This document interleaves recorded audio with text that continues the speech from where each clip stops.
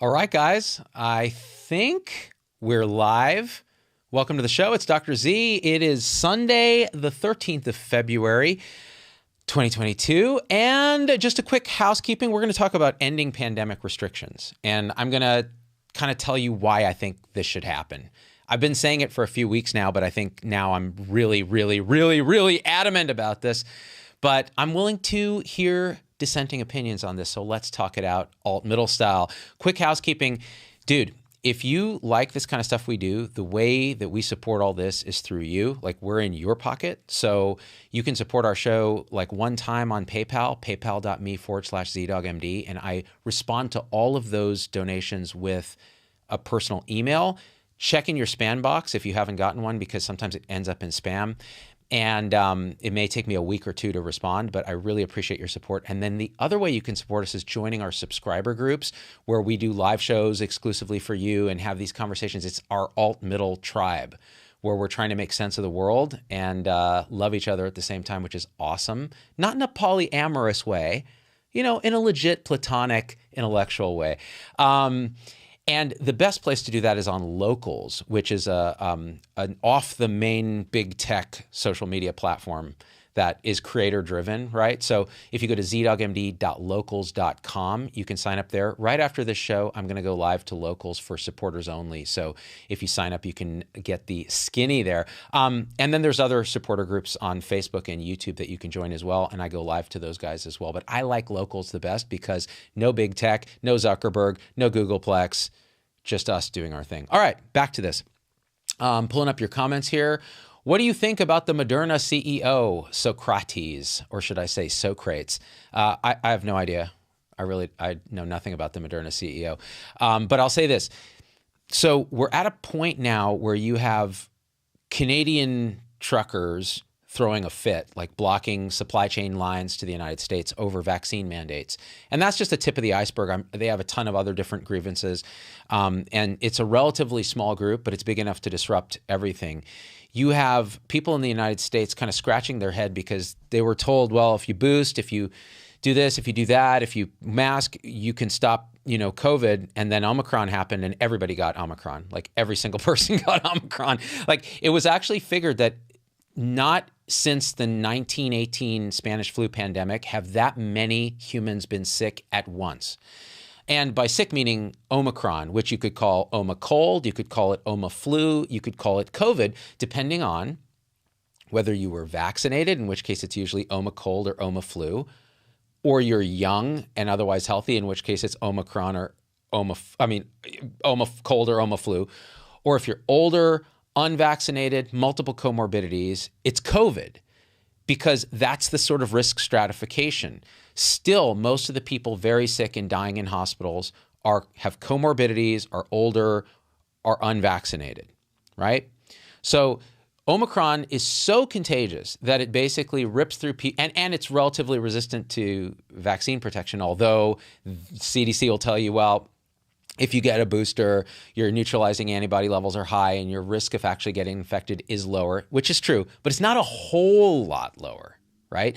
The point being, no longer can you say that, well, just getting vaccinated is such a huge community benefit, because the chances are you're still going to catch it or spread it anyways. You're just not going to die. So the community benefit is the hospitals don't get overwhelmed. Well, at the peak of this thing, and by the way, cases are plummeting as we sort of predicted they would in December, looking at the South African examples, something that's this contagious, it tears through vulnerables really quick and then comes off really fast.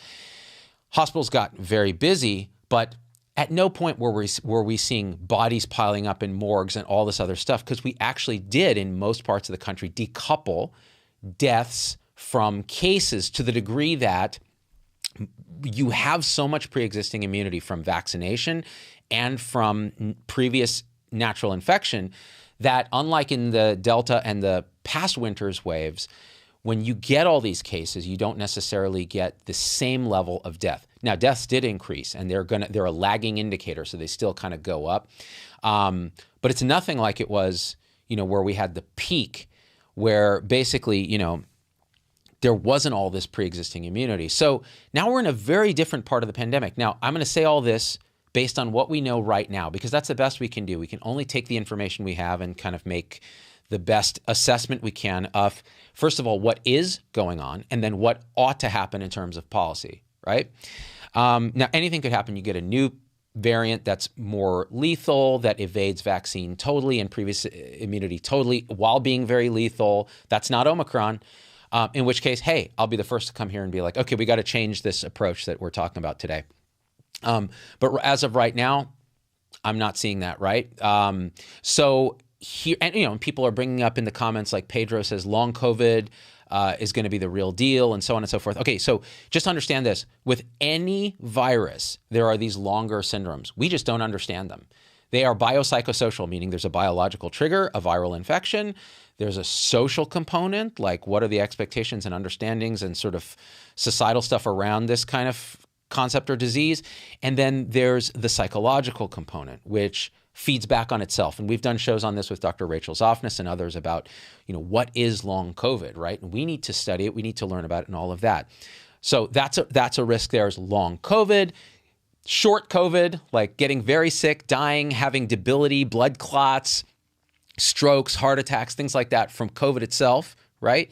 Those are the short-term risks. So where are we now?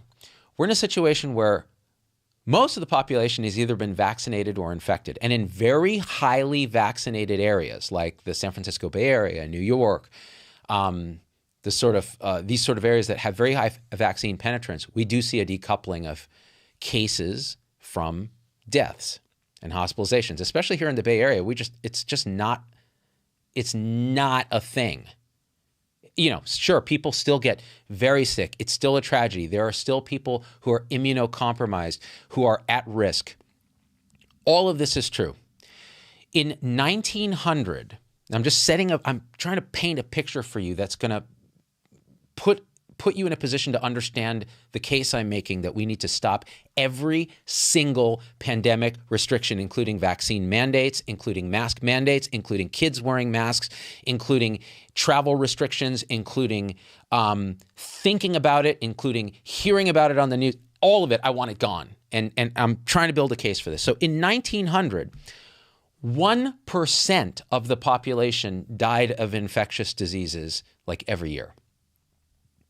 And yet, we did not lock down the country. We did not wear masks everywhere we go. And the reason we did not do those things, is because people realized that there is a risk benefit to living. Every single thing you do in life, and I see all your super chats, guys. I'll try to get to them. I'll rewind and look at those comments first, the guys who are donating. There's a risk benefit to life. Every time you get in a car, you risk your life. If you travel cross country, you risk your life, especially in a vehicle. If you go swimming, you risk your life. If you own a pool, you risk your life and the life of your children. If your child goes walking to school and crosses the street, they risk their life. These are a consequence of being alive. There is risk. So with COVID, early on, it made a lot of sense. We didn't know fully what the risks were, and the risks we did understand were pretty catastrophic potentially. And so particularly since we didn't have a vaccine, sure, let's think about masking. Let's think about closing down for a period while we catch our breath and flatten the curve. Remember that? Flatten the curve. Make sure our hospitals don't get overwhelmed like they did in Italy and so on. And it made a lot of sense to be cautious at that time, right? Then as we learned more, we said, oh, maybe we ought to think about opening up while we can and doing this kind of push and pull. And then there was a lot of controversy. And then, of course, the political tribalization and, of course, social media creating the schism of what is even going on, like people completely disagreeing on what's even happening. Is this thing a hoax? Is it, is Fauci a demon? Is Fauci a saint? All this stuff happening. And that basically, we did a show with Daniel Schmachtenberger. That's a 2.5-hour show that if you get the chance to watch the whole thing, awesome, because it's amazing. And we talk about all this divisional stuff and how we make sense of the world and so on. I'm going to actually get it captioned and put time codes on it. We're waiting for the captions to come back so that I can pull clips that I think are very relevant that are shorter. But either way, then you can click to the time code that you think is relevant to what you want to learn about. It was really a great conversation. The guy's super smart, and he's working with Tristan Harris of the Social Dilemma fame, a Center for Humane Technology, about how do we heal these divisions and come to a synthesis position instead of this thesis, antithesis kind of COVID nonsense. How do we come up with a higher level synthesis position? It means we need to have proper debate, not like debates where you're trying to win or lose, but debates where we're trying to find truth. We need to be able to steel man each other's arguments, like instead of straw manning where you like make a BS ascertainment of what the opponent is saying and then beat it to death because it's garbage. You go, no, this is what they're saying, and you represent their position so clearly that even they would be like, yeah, that's what I'm saying. It shows respect and it shows understanding of their position. Then you can argue over details, right? So all of that in the early days, that all fell apart of the pandemic, right? We just don't do that. It was politicized heavily, and then vaccine, not vaccine, all of this. So, but once you have a vaccine and you have data that says, well, you know what, this thing prevents severe disease, the game changed. Back last year in January, February, March, me and Monica Gandhi and Marty McCary and others, by the way, everyone's been criticized, right? Oh, you predicted the end of the pandemic and this and that, and you were saying variant schmariant, and you were saying herd immunity and this and that. Yeah, all of that would have been right if people had all gotten vaccinated, right? But we know that's not going to happen because of all the division and all the skepticism and all of that, and that's all fine. But now we're in a position where we really are reaching like 90+% population immunity, right? Paul Offit said it himself, the guru of vaccines.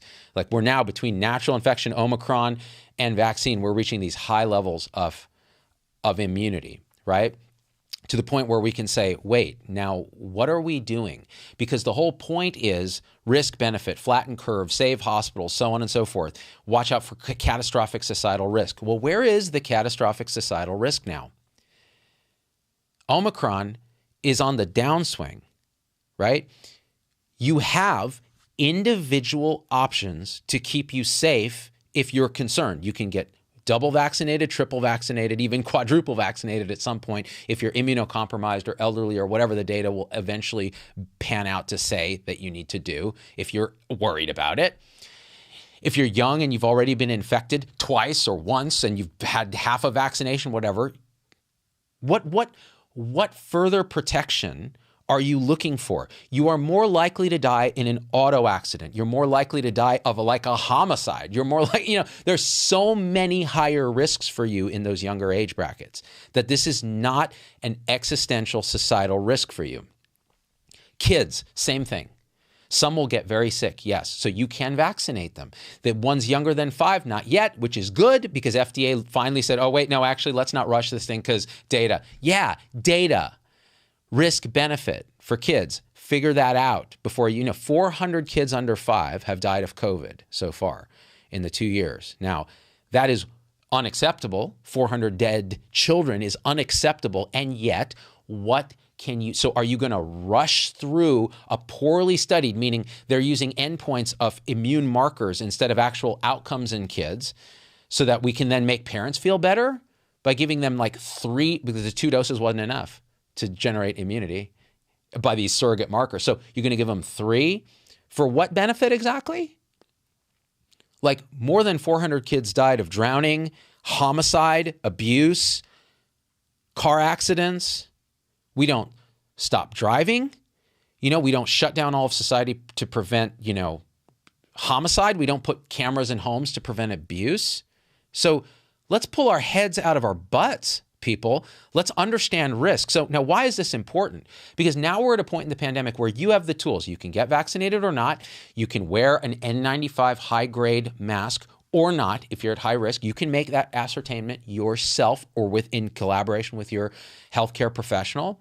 So now it's on you to make those decisions. So why are we treating this like it's an existential, catastrophic societal risk while introducing existential, catastrophic societal risks in the form of restrictions that are leading to societal unrest? And not only that, but let even get beyond that. We're not living our lives. And people will say, oh, well, in a lot of the country, they are living their lives and so on and so forth. Okay, so let's look at the San Francisco Bay Area, where we still have mask mandates until next week when Comrade Newsom's going to remove them, but not from schools. Schools are continuing to have mask mandates for children. And the question is, We're in one of the most highly vaccinated parts of the country, if not the world here. We're about as safe as you can get, yet we have the most intense restrictions on freedom. Go to Mississippi, which has one of the lowest vaccination rates, and they have much less restriction on freedom. So this doesn't even make sense at all, does it? So my argument now, and I think the arguments of others, and it's funny to see even the press, even the mainstream media is starting to shift on this. They're starting to go, wait, maybe we shouldn't be forcing kids to wear masks because it's been 2 years where their lives have been disrupted, and we don't really know the downside on their learning and speech development and emotional development. But if you talk to certain teachers and speech pathologists and others, they'll say they are at least concerned about it, which means it may have effects, which means at least we should study it, but we haven't. And maybe we should consider now not doing this. Oh, they're finally saying this, huh? The stuff that we've been saying for months and months and months and months. Look, and all of this can be local. Individual districts and localities can make decisions. That's all fine. It's based on the culture and the intention of what ought to be in those communities. That's called politics. Fine. That's all great. But when we're talking about overall picture here, right? When you see people, blocking intersections with trucks in Canada, which, by the way, that's a more complicated thing. It's not just vaccines. They have a ton of grievances, right, against Trudeau and all those guys. I can't profess to understand all of it, but I'll say that when you put in these measures, and the Canadians are pretty aggressive about these measures, although if you believe the New York Times, the Canadian public is like on balance inclined to have these measures. But overall, you got to understand, so mandating a vaccine at this point, what's the societal benefit? You're not really protecting others that much, and that's tiny. You're creating psychological reactance where people are like, stop telling me what to do, especially with my own body, when I can just see clearly that tons of people who've been vaccinated still get infected, even if they've been boosted. There's all this conflicting information online that I can't make sense of because I'm not a doctor or an immunologist. So if I watch Rogan, I think one thing. If I watch Sanjay Gupta, I think another thing. And how am I supposed to make sense of this? And that's the sense-making crisis that Daniel and I talk about on the show, and we've talked about forever. And how do you find the alt-middle synthesis position, right? So all you're doing now is creating resistance, right? You may get a few more people vaccinated just because they give up. Like Vinay Prasad said, I have to get a booster or I was going to lose my job, even though I know all the data that I have says that I'm a young, healthy person. I have no reason to be boosted. And there's still older people that aren't boosted who could use it, and older people who've not been vaccinated. Why are we wasting all our political capital forcing young people to comply with these measures that aren't really going to make them safer? It's basically hygiene theater and political posturing. So what's the downside is we're still talking about this. We're still changing our lives. We're still hurting our children. I'm going to go on record and say we're hurting our children. This is editorializing, okay? We're hurting our children with this. And I'll tell you, there's two ways we're hurting them. Number one, we're putting them in masks. There are schools that make you wear the masks outdoors. So we're doing this nonsense to kids who ought to be as free as possible. Like, this is the time of their life where they are an open probability wave, a quantum fluctuation of opportunity. And we've just, you can't do the sport without wearing a mask. You can't, no, you're not going to do, no, you can't ride the bus. No, you got to eat outside. No, you can't. Dude, we've never done anything like this, guys. And at this point in the pandemic, it's pretty clear that this is just dumb. It's just dumb. So at this point now, you have individual tools.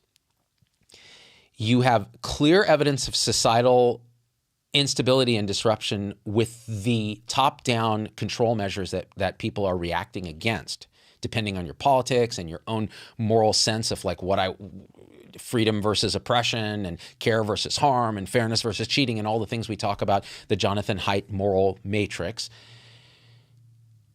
It's at a point now where individuals can make a risk decision, right? I think you should end every single vaccine mandate. There may be some exceptions. Like, for example, if you work in a nursing home, and even lowering a risk of infection transmission with vaccine even this much with an elderly population that ought to be vaccinated too is maybe a good idea. I'm willing to entertain those ideas. But like to mandate it even for all healthcare workers in general without, look, and this is the problem. Even the mandates would be easier to stomach if they were attached to common sense, scientifically valid exemptions, like I've been infected with coronavirus already, or I had 2 doses and I got Omicron, and now you want me to have a booster, so I spend a day with shaking, chills, and all of that. Again, that's one of the side effects, just the normal, natural immune side effects of the thing, so that I can fulfill your stupid mandate with no benefit to me and hardly any benefit to those around me. Like, people just will recognize that that's crazy, and they do. They send me thousands of emails saying, am I crazy? This is what they're making me do, right? And I can't respond to all those emails, but I peek at them and go, yeah, they're crazy. They're totally crazy. Like, this is going to generate a public health crisis in the form of decreased vaccine uptake for children's vaccines and things like shingles and other things that will help adults, pneumovax, tetanus shot every 10 years, these kind of things, adult vaccines. Like, we are going to generate resistance to this, and we're going to harm public health for like a generation by being stupid. I really wonder whether people in these positions of power are simply addicted to the power. And here's the trick, and Vinay and I have talked about this. Like, from an alt-middle perspective, it's clear that we know that it's all tribalized and politicized, right? But now you're in a position where you have one tribe, the synthesis tribe, the blue tribe, right, that is in a position to create mandates that they know preferentially force the other tribe, the red tribe, politically, to comply with something. So a vaccine mandate, in a way, because if you look at actually the politics here, now people always go, well, I'm a conservative and I'm pro-vaccine. That's all fine. I'm talking about in broad sense. If you look at statistics, conservatives tend to emphasize, beyond what the data shows, risks of vaccine, and liberals tend to overemphasize, beyond what the data shows, risks of COVID. This is because we've already tribalized it. We've politicized it from the beginning, right? So if that's the case, if you have a vaccine mandate now, it's like a really good way for blue church here to antagonize and harass and control red church, which makes it even more unconsciously desirable for blue church to want vaccine mandates and for red church to park their trucks in intersections. Do you see? For what benefit? For what benefit? Because, by the way, both tribe is blind to their own blindness because they're in a hive mind that's instantiated by social media, an echo chamber that's instantiated by social media, where they're only seeing in their feed stuff just angering them, right? And Daniel and I talk about this in our show. So now you have this existential risk of division, which further destabilizes society. With what benefit? So what's the benefit of vaccine mandate now? I would argue nothing. I mean, let's steelman the argument for vaccine mandates, all right? In other words, let me see if I can express it the best ways I've seen it expressed. If you're an employer, if you're the government, et cetera, you're looking at people and you're going, listen, I don't want to pay the cost of your unvaccinated ass ending up in the hospital or being absent from work because you're sick with COVID because you didn't get vaccinated. I don't want you spreading it at work, even though that risk is relatively small, but I don't want you spreading it at work. And as part of a societal covenant or a covenant at this employment place, I think it's reasonable to have you as protected as possible with a vaccine that we've seen the data is safe and effective, meaning safe, you're not going to get sick. The risk of myocarditis in younger people than 30 is there, but it's very small, and people generally get better without a lot of drama, although they often are hospitalized if they get it. Myocarditis, which again is very rare, so it's not unreasonable. We compel childhood vaccinations. We compel healthcare workers to get influenza vaccine every winter, but there's lots of exemptions, or they can wear a mask if they don't. So we're going to compel you to do it at a place of employment or the federal government or school kids or any of that. And it makes sense because, again, the area under the curve will benefit society, will benefit health, will benefit the bottom line by doing this. So that's the argument for vaccine mandates. And there's more, right? You could say more. You could say, there's a historical precedent for it. The vaccines really do prevent severe disease, which is very important. So there's just a care versus harm precedent here, like we want to save lives and so on. All right. So I think that's a reasonable steel man of that argument, I think. And there's probably more. Like people can feed in like there's other arguments for doing it and so on. And again, I think some of it is social contract stuff and protecting the most vulnerable. So people who are immunocompromised, the very old, the very young, kids who can't be vaccinated. By compelling adults and older children to be vaccinated, you create a cocoon around them and less circulating virus, less severe disease. And of course, the parents then, when they get COVID, even though they have a vaccine, they're less sick so they can care for kids if the kids get sick. So it's a whole virtuous cycle, right? Now, I'll tell you, I actually agree. If I could wave a magic wand and have everyone be vaccinated magically with no side effects, I would do it right now. Because I do agree that on balance, it is absolutely the right thing for the overall health and benefit of the humans on the planet. All right? Okay. Now here's why I disagree with these mandates. The benefits of the mandates that are argued for are really quite small, actually, in the big picture of things.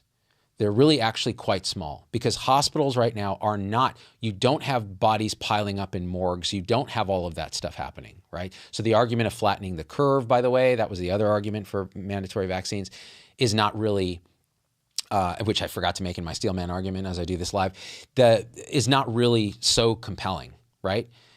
You could also argue that if your goal is something like that, well, then we ought to outlaw smoking, drinking, fast food, corn subsidies, high fructose corn syrup, all kinds of things that people do that's not good for them. That we still, heroin, I guess that's outlawed already, that we still allow and we treat the consequences to the tune of hundreds of billions of dollars every year.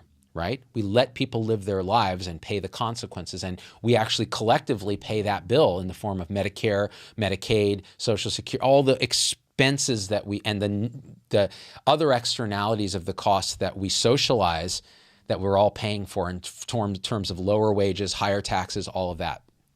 We do that already. And we've never said, oh, well, we're going to outlaw all this, do all of that. And, we regulate it, we do that. But so I think that argument of like, hey, save the hospitals and like this is for their own good. Well, then, what about this other stuff? It's not internally consistent, right? The other thing you could say is, again, look at the context and the bigger picture of this. So if you're arguing that people should get mandated vaccines, first of all, you have to say, well, these things are safe. Well, they are for most people.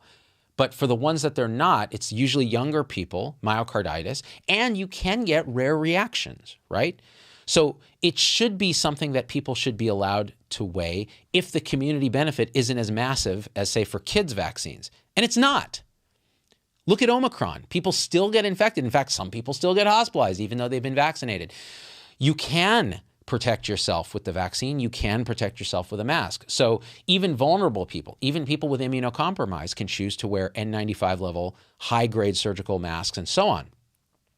So there are options for everybody. And the truth is, it is still difficult for those people, right? But that's just a function of, it is a bummer. Sometimes things are a bummer. But you cannot, again, the needs of the many outweigh the needs of the few or the one. As Spock said at the end of Star Trek II, this is a real thing. You have to look holistically.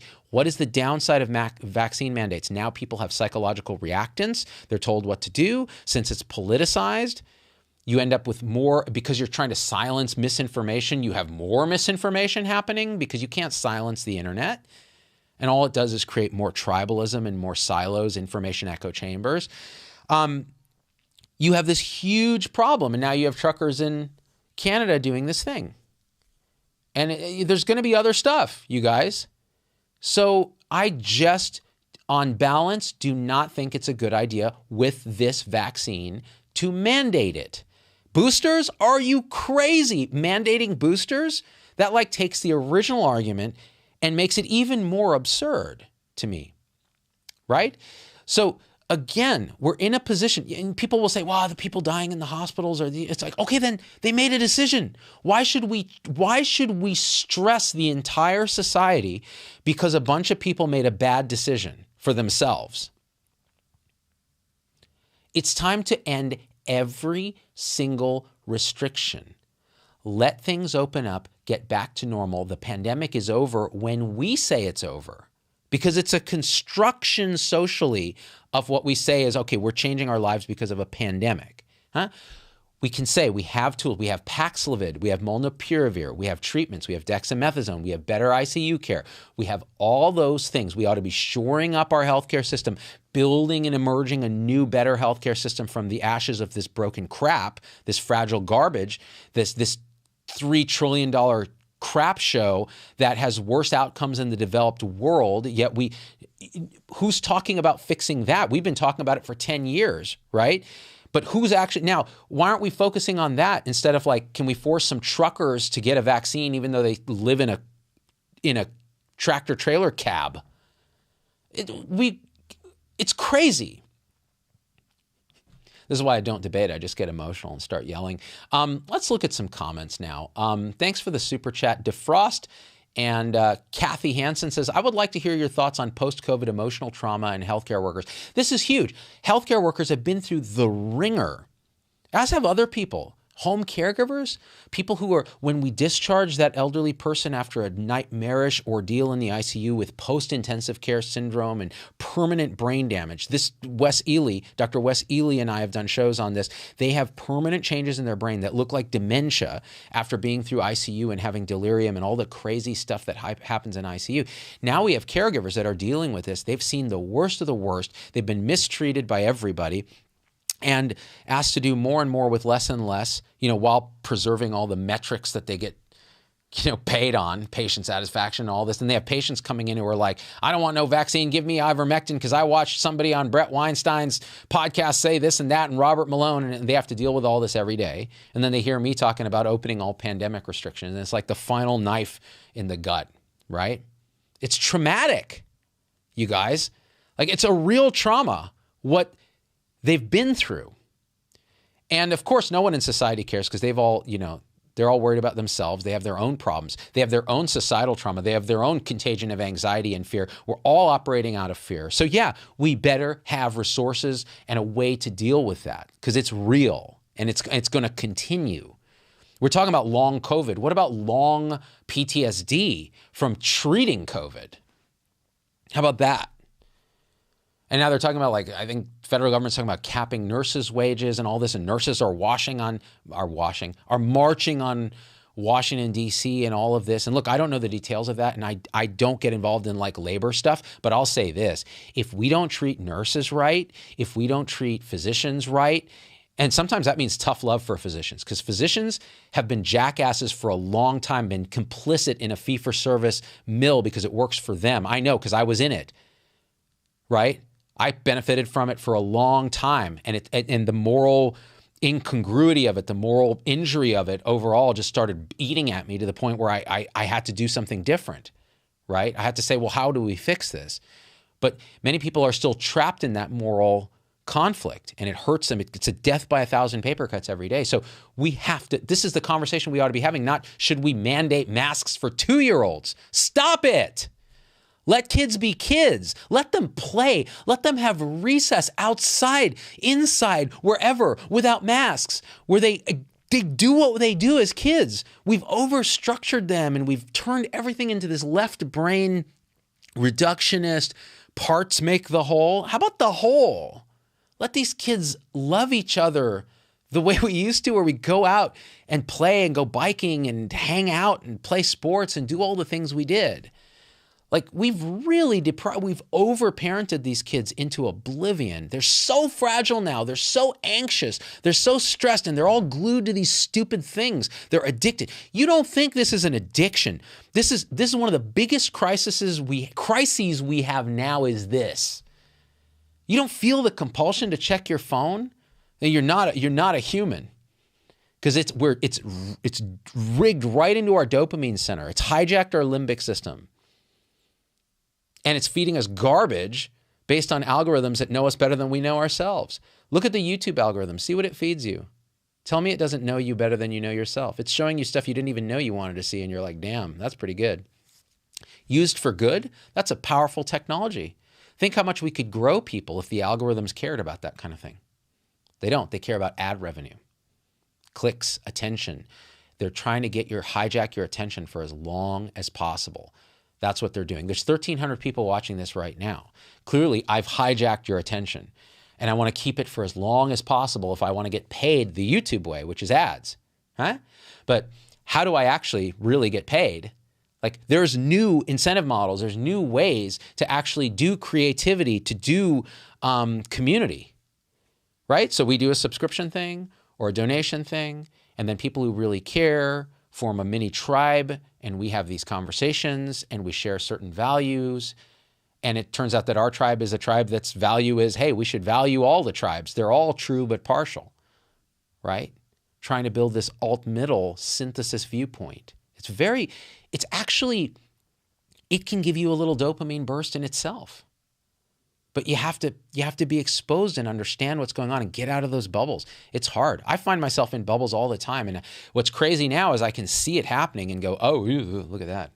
I'm going back into this bubble. I'm going back into that bubble. And my problem as an independent is I often find myself in both the political bubbles, kind of struggling, right? Because there's parts of me that's like, hell yeah, those truckers, block it all, man. Shut down all the plants until they pull back these stupid mandates.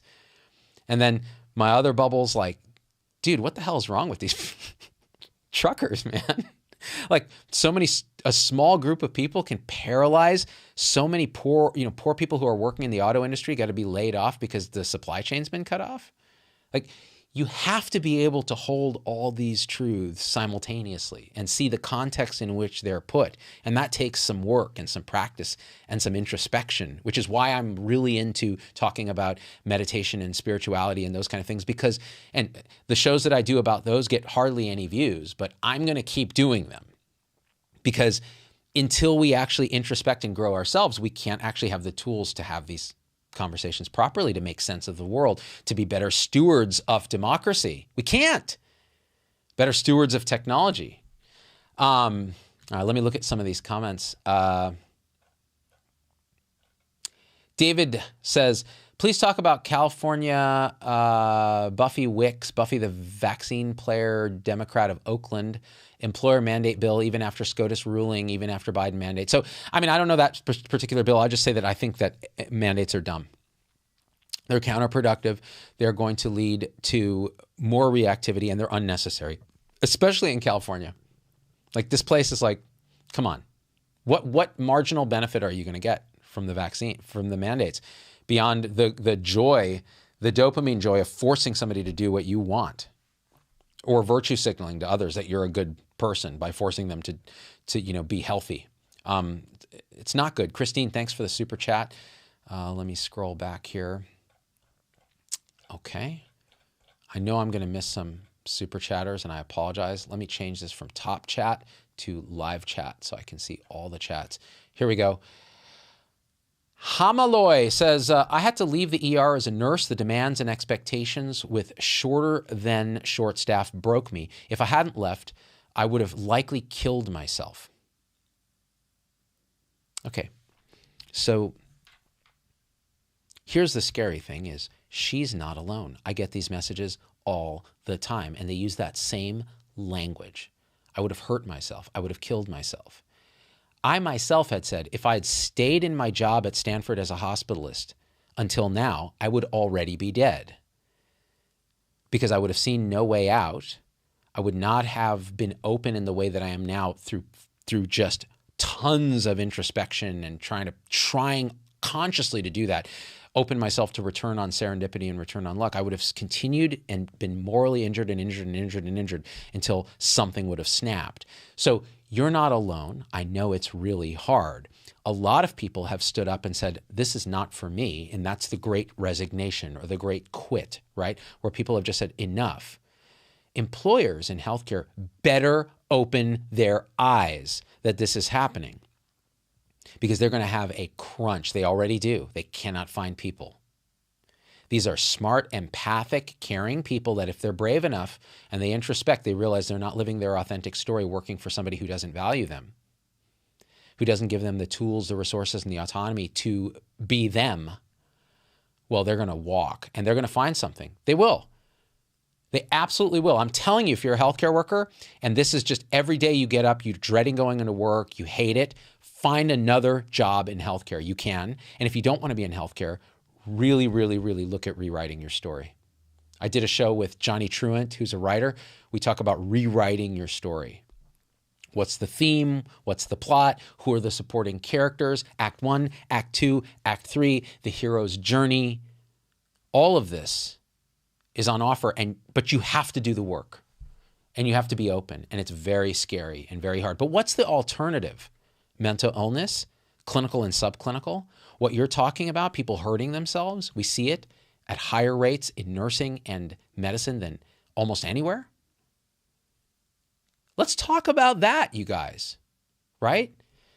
These are existential issues for people. And yet we're talking about, mandating a booster for healthcare workers who've already had COVID. If you have a mandate and you have an exemption for people who've been infected, wouldn't that change a lot of the dynamic? And that almost went through, and it just barely didn't because a couple of chumps dissented on whatever secret panel was making these decisions. Come on. Brad, thank you for the super chat. It's not letting me scroll back as far as I'd like. KT Stiller, thank you, Stilter, for your super chat. Let's see here. Got to rewrite daily, Vicky Doc. That's right. Every day you're looking at like, okay, what's going on? Like, is the plot right? Am I consistent with the theme of my life story here? And so Johnny had a book called The Story Solution that you can get on Kindle or on Audible. I like it on Audible because he reads it. It's really good.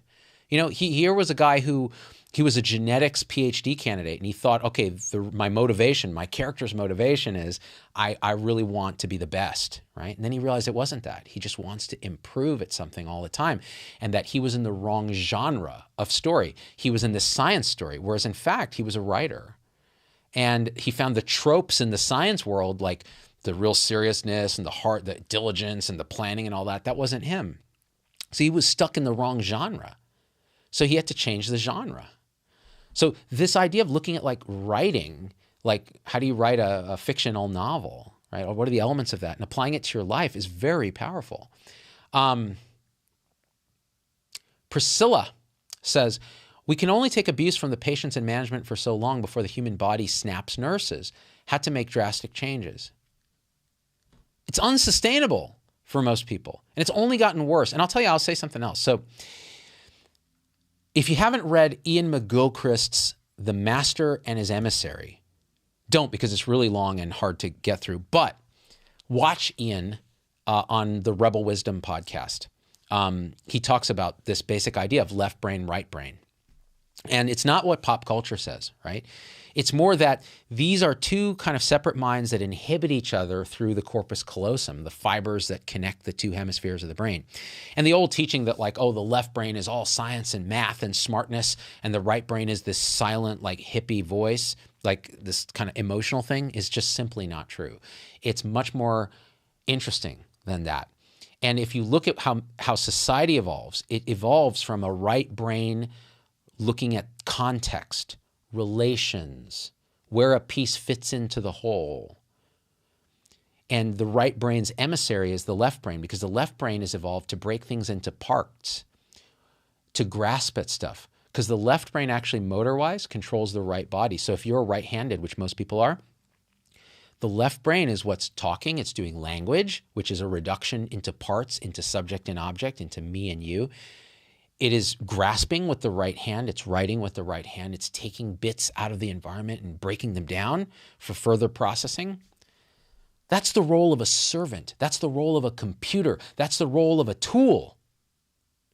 So what's the right brain? The right brain sees the big picture, gets the input from its tool, and intuits an understanding that cannot be put into words. That's often conveyed in body language. That's often conveyed non-verbally. So what's happened in society is the left brain, the emissary, consistently starts to think it's the master. And you get the increased reductionism, materialism, and bureaucracy, the administrative technocracy of healthcare. What used to be this very right-brained, intuitive, go to the house, exchange a chicken for a services, understand your life story, know your hopes, dreams, and fears, and do the best we can with the limited science we had, Health 1.0, the old days, is now Health 2.0, which is, no, it's all about assembly line Toyota lean manufacturing processes where we take human health and we break it into the parts. Very left brain. We categorize those parts and we measure each of those parts. And then we optimize our processes to optimize the measurement parameters for each of those parts. And then what will happen is, of course, if you optimize the measurement processes for hemoglobin A1C and BMI and smoking cessation and depression screening index and blood pressure parameters, diastolic and systolic, and you optimize each of those parameters with various pharmaceutical reductionist measures like lisinopril and beta blockers and statins and so on and so forth, we can then optimize health. And we can measure those outcomes using an electronic health record, which is actually a data entry system whereby we can monitor the inputs from our data entry clerks, nurses and doctors and pharmacists and respiratory therapists and dietitians and social workers and case managers, and take that data and further optimize the individual parts left. And then we can create an administrative technocracy, bureaucracy that grows year over year to manage the healthcare so that we can make sure we squeeze out the most profit from the raw inputs, which are patients, staff, nurses, doctors, and then the other end, measure an outcome that we like, which is hemoglobin A1C, BMI, and blood pressure. The ascendancy of the left brain. How's that working for us? And the right brain, silently, because it has no voice, watches in horror. The right brain is that nonverbal voice in your head, that gut intuition that's telling you this is wrong, this is broken, you are better than this, get out. That's what it's telling you. But the left brain's like, but my mortgage, and according to my calculations, if I continue working in this position, I'll retire with a pension at approximately 66.7 years old. And your right brain's telling you, you'll be dead before then. You'll be dead inside. You won't care. This is not living. The right brain looks at COVID and goes, this is not living. This is not a way to live. This is not a way to have a cohesive society. The left brain goes, but if we mask 72.6% of the population and mandate the following, we can increase vaccination levels by 13.6% in the various communities. You see how it works? And that corpus callosum that binds the two hemispheres and tells the other one to shush while the other one is doing its thing, somehow now is favoring the left brain. And McGilchrist makes the argument that over time, civilizations get more and more left brain until they fall apart, until they fail, until the Roman bureaucracy falls, the Greek bureaucracy falls. Where are we now? How does it feel to live in this society where we're all just a like or a dislike or a happy emoji or a sad emoji away, where, even public health has been reduced to simple mandates? What happened to our context, our relation, our relational brain? What happened to the sublime? What happened to the spiritual center of all of this, the meaning of it all? That's our right brain. Our right brain is a direct hole into, seeing the face of God, even if you're not religious, like the awe and the sense of wonder of how is there something rather than nothing? How is it we instinctively know we're all deeply connected? How is it we can have mystical peak experiences of pure transcendent love and unconditional acceptance of everything and everyone? And all it takes is maybe walking in nature or sitting in a church or looking through a telescope at the earliest stars, the earliest galaxies, and the hundreds of millions of light years away and seeing ancient light fall on your retina and feeling the awe of, oh my God, and realizing this is only happening now. There's only ever been this. There's only ever been this now. Why am I worried about the future and regretting the past when all there ever has been is this, and I'm overlooking it every single second because my left brain is using language in thought to trap me constantly. Hey, bro, you need to go to the bank, and oh, you know that guy at work who bothered you? You should think about that again. Here's a thought about that, and here's about a billion things you could do and say to him or her that'll really get him back and show him that you're the boss because you're an ego that's separate from him. And so on and so forth and so on and so forth. And then we have the world that we have now.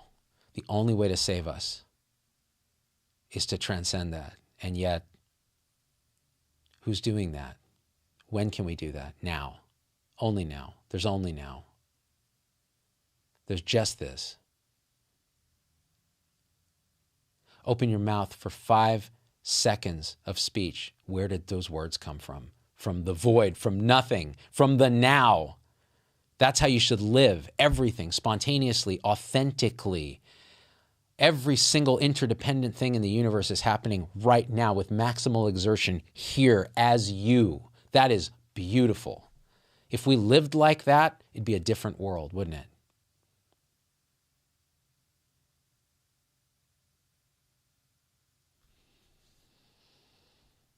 George Shepard, the James Webb Telescope. Oh man, I can't wait.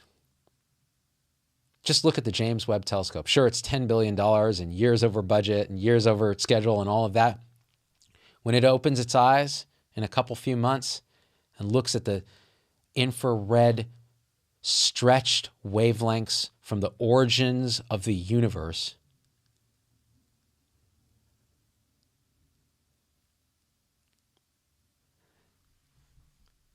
my God, just think about, with all our, we're such flawed, broken creatures, these humans just out of the primordial ooze. We collectively decided that we would spend $10 billion and the brain power of how many hundreds of thousands of people across the world, the European Space Agency, the US, to hoist a set of mirrors into space to answer the question, where did we come from?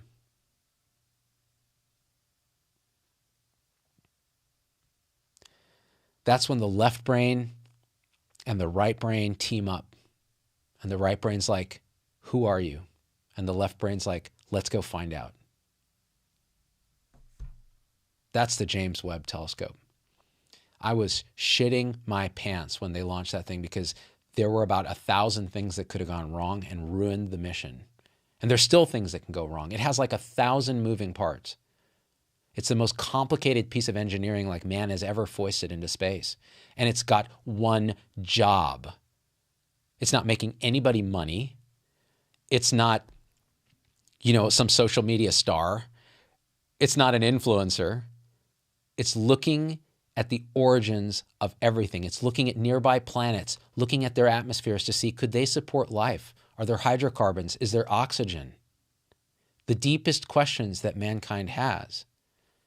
That's when the left brain and the right brain, master and emissary, work together. That's the whole. It's beautiful.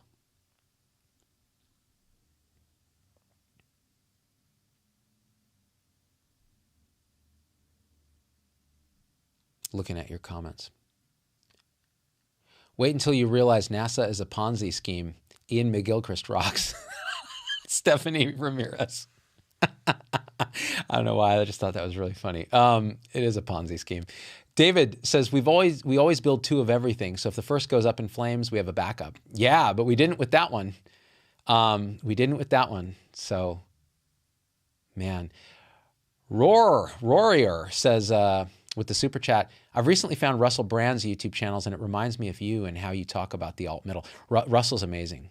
Yeah, he's really amazing. Actually, guys, if anyone knows Russell Brand, can you tell him that I would love to do a show with him? I don't like Zoom, but with Russell, it would be amazing. Please tell him.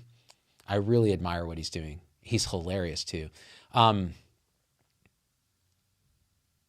right, so I think we can wrap up here because it's Sunday and apparently there's a Super Bowl going on in the United States. I had to look up who was in it. You know what's funny? I started typing "who is" and Google auto-finished my sentence because it already knows. It said, "who is in the Super Bowl this year?" And I was like, how did you know I don't know anything about sports? I guess it's the Bengals and the LA Rams. I know that the 49ers lost in the playoffs because everyone around here was sad. And I was like, what does this mean? It's important, though, you guys. Like, I'm going to defend sports for a second, even though I don't understand them or participate or do it. These are massive conglomerations of hive minds together with a common purpose, watching people excel at something with a tribal aspect to it. I mean, it's deeply human stuff. So I highly, highly, highly respect that whole thing. It's just not my thing. I'd rather just stare at the James Webb. My Google feed is full of like James Webb news. Like, here's what's going on with the Webb telescope today. And I'm like, oh, what's happening today? Oh, they started to align the 13 massive mirrors and they deployed the 5 tennis court sized thin membranes that, listen to this, you guys. It's just crazy. Okay. Now I'm just self-indulgent. I'm sorry. If you're into science, you're along for the ride here. So the James Webb telescope's different from the Hubble in that both get out of the atmosphere so that you can get beyond the distortions of the atmosphere out into space where it's quite clear and you can see farther. So you don't need as much mirror space. But the difference is Hubble mostly focuses in the visible spectrum of light that we can see. What James Webb focuses on is the infrared spectrum of light. That's heat. So when you have an infrared lamp here, one of these heat lamps at like wherever where you go to get food, you feel it, right? You feel it as heat. When you have a fireplace going and it's behind glass and you feel that heat, that's infrared radiation. And it's infrared, meaning it's below red. It's longer wavelengths and less energetic than visible light.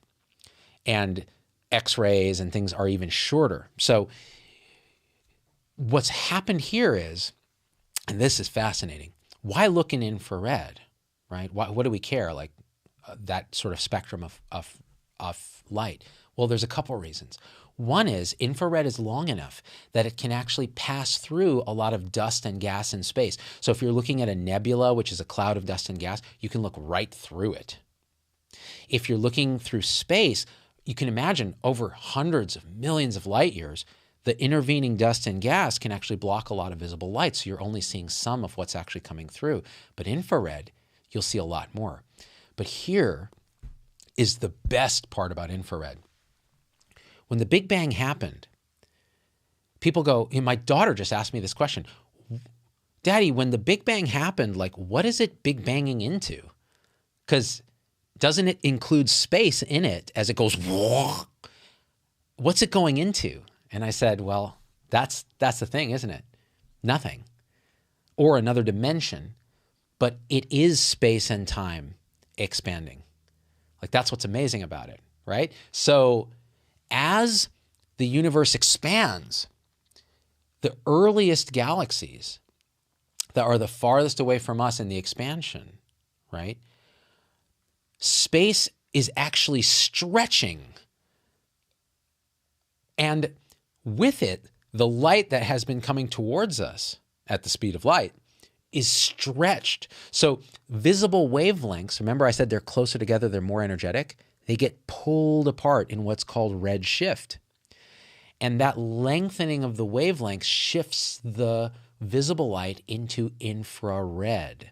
And the shift is more remarkable the farther back in time you go because they're moving away even faster. The space is being stretched that quickly. So this means that with infrared, we'll be able to see like 100 million years or something really trivial after the Big Bang. Like, what were the earliest things that formed right after the Big Bang? Crazy, right? It's nuts. It's like the best thing. I can't wait. It's just going to be so awesome. So all that being said, the last thing I want to say is, does any of this matter? Probably not. The only thing that matters is that you are awake and alive and aware right now. Let that sink in.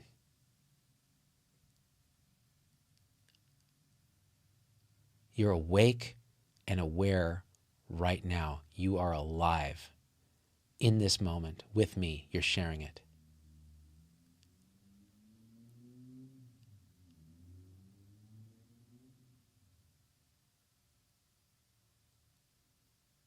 That's all that matters.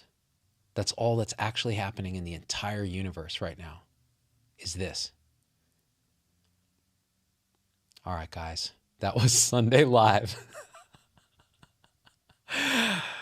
I'm really deeply grateful to you guys for being with us. This is I can feel you guys, really. That's not like woo-woo stuff. It's like it's one field of awareness that we are. So, that being said, you know what to do. We're going to be better in the world. We're going to end these pandemic restrictions. Good luck. It'll happen. Things will get better. And if a next variant comes that changes our minds, we'll change our minds together, and I'll be the first to tell you. All right, guys. I love you. You know what to do. Come support us on Locals, zdogmd.locals.com. You can hit us with a one-time donation, and I'll hit you with an email. Just check your spam box in case you don't get it. paypal.me/zdogmd.